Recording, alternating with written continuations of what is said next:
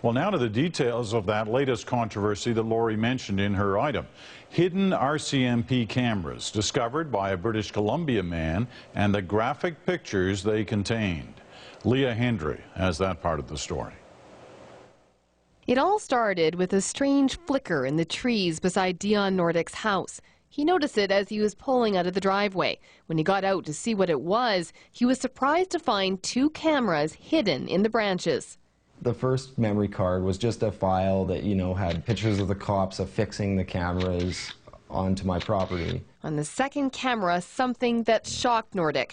More than 200 police evidence pictures, including crime scenes, drug busts, a woman who'd been assaulted, and an apparent suicide. That corpse that I viewed is someone's loved one. Those pictures of the woman standing there in her brassiere covered in bruises, she probably had a hard time letting the police take pictures. Nordick has since turned the cameras over to his lawyer, who says he's never seen anything like this before.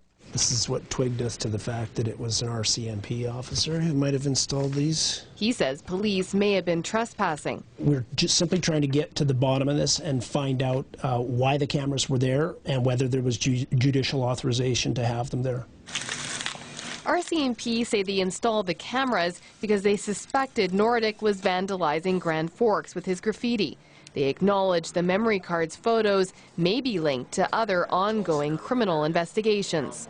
The distribution and publication of those photos would potentially jeopardize that investigation or could put a victim of a crime in a very awkward and potentially dangerous situation.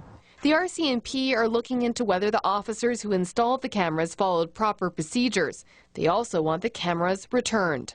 Certainly the fact that someone has committed a criminal act and stolen our cameras certainly is, I guess, a concern for the RCMP and for our investigators.